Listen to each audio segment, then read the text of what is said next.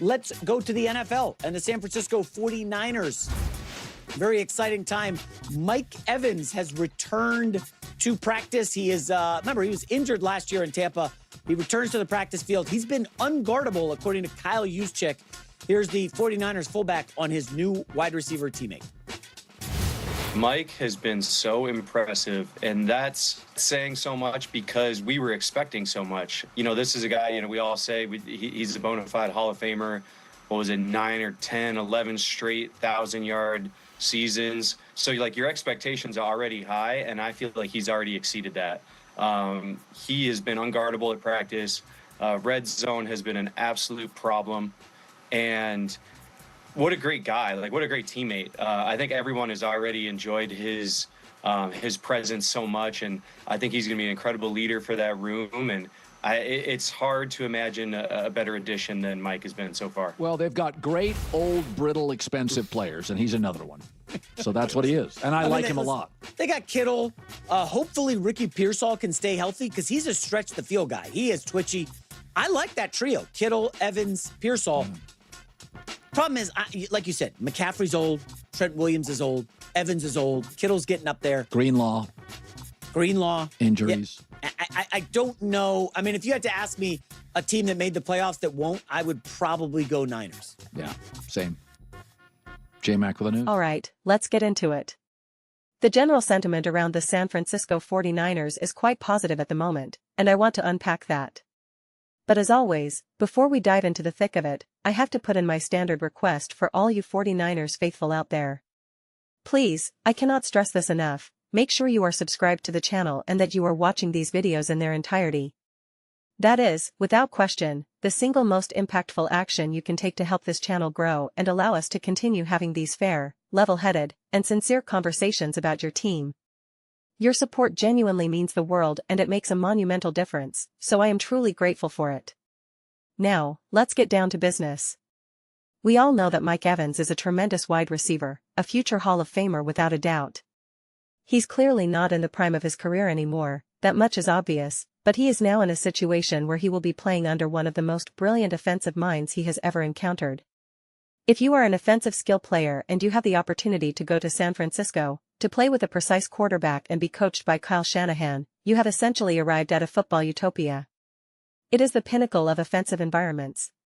Seriously, if you are a player on that side of the ball, if you have any remaining talent or vitality left in your body, and you cannot find success within Shanahan's system and alongside the 49ers roster, then the problem is unequivocally you. There's no other way to slice it. This is precisely why this topic is so fascinating to me, and it's a big reason why I'm excited to bring it up. I'm not sure if you all are fully aware of this, but there has been a considerable amount of discourse online, with many people coming to the defense of a former 49ers receiver who shall remain nameless, while simultaneously, fans of other teams are taking shots at the organization. They're framing the narrative as if the player was trapped or mistreated, and it's just baffling to me. The reality is, he was in football paradise. He had every tool and every coach needed to succeed at the highest level, and yet there were issues. People will argue that not everyone works out in San Francisco, pointing to other players who have had complaints, but to that, I say, sure, fine, if that helps you sleep at night. The bottom line is, if you possess even a shred of professional maturity and a modicum of talent, you would be thrilled to be in San Francisco. You certainly wouldn't be clamoring to get out. You wouldn't be pounding the table for a trade.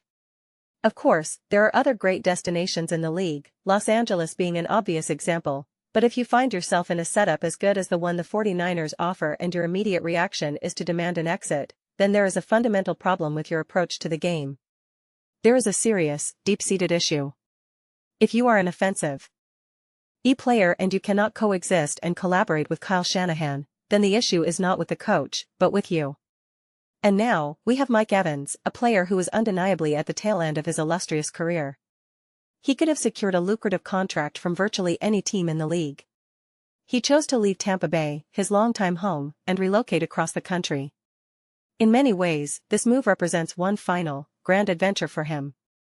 It feels like he looked at himself and said, I owe it to myself to go to San Francisco and play for Kyle Shanahan. This is it. This is the closing chapter of his career. He doesn't have another decade ahead of him. He's not 22 years old anymore.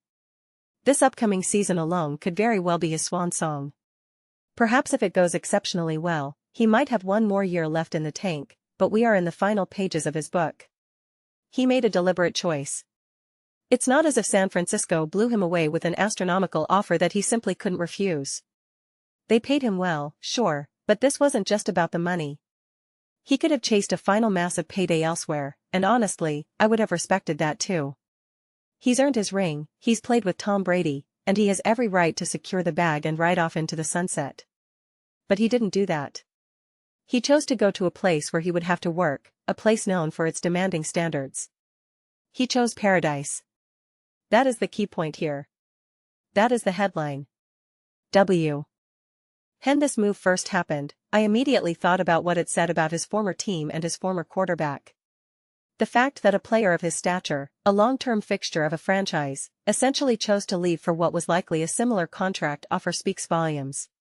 He looked at the situation and said, I'm going to San Francisco. I'm going to play for Kyle Shanahan.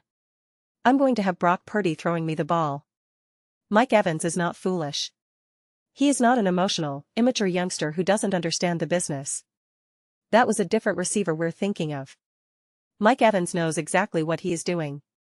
He understands the landscape, he understands what is achievable, and he knows precisely what this move means for his legacy and his on-field production. So, when you hear pundits talk about him being unguardable, a significant portion of that credit has to go to what he brings as a player, but an equal portion must be attributed to what Shanahan brings as a schemer. It's a perfect marriage, a fantastic union of talent and system. This is likely one of the primary reasons Mike Evans sought out this situation: stability. When you are any player on offense, whether you're a receiver, a running back, or even a left tackle, you crave competence from your quarterback and your coaching staff. You absolutely need it. The only players who don't recognize this necessity are the young, delusional ones with inflated egos. I often think about a certain analyst who frequently discusses this concept, though I don't think he applies it to football with the level of depth it deserves. He talks about not just chasing money in your career, but chasing great leadership. He advises young professionals to go to places where they know the management is solid. I understand that philosophy entirely from personal experience, having worked in jobs where better leadership would have made all the difference. I've seen that analysts use this example when discussing that other receiver's situation, advising him not to chase money because he had a great spot. And while that advice was sound, I think the point gets lost. There needs to be a greater emphasis on the fact that we are seeing a player like Mike Evans put that very philosophy into practice.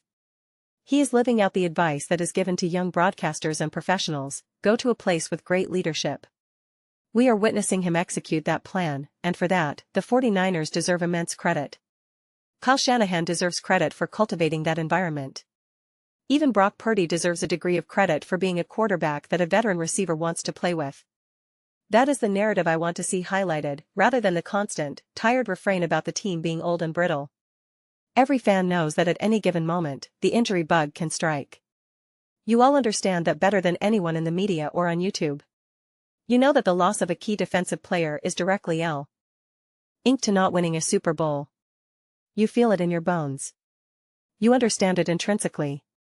But that doesn't mean that has to be the only conversation we have every single time. It doesn't have to be the default setting. Think back to when the current quarterback was emerging, when he was having tremendous success. Every single week, the narrative was, yeah, but can he do it without all those weapons? And my response was always, who cares? He has the weapons right now. He has an awesome team and an awesome coach. Why do we have to hedge every bit of praise with a hypothetical question about a future without those pieces? If the question is whether he's better than an all-time great, then sure, we can have that debate. But in the middle of a winning season? It's irrelevant. I don't care about that. And that's exactly what we are doing with the 49ers now. It's always, yeah, they're great, but they're old and brittle. The 49ers are off to a strong start. They have a ton of momentum. Their new veteran receiver is playing exceptionally well. Are we just going to spend the entire season saying, yeah, but can they stay healthy? Get back to me in week 11 and we'll see who is still standing. Come on. We need to let the story of this team's potential and this perfect marriage of a veteran receiver and a brilliant offensive mind have its moment without immediately hitting the panic button. That's where I stand on the matter. I am genuinely curious to hear your perspectives. W. How do you all think about the San Francisco 49ers and how this kind of news lands with you? How do you digest the positive developments when you know they will inevitably be followed by the same old injury concerns? Let me know your thoughts in the comments below. I read every single one, so whether you are in agreement with me or you think I'm completely off base, let's get a good discussion going. Let's have some debates, but ultimately, let's just have some fun with it. Please do consider subscribing to the channel.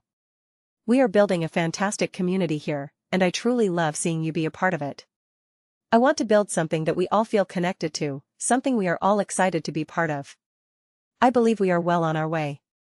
Don't forget to hit that thumbs up button, as it really does help with visibility and the algorithm. Thank you so much for your time, and I will see you in the next one.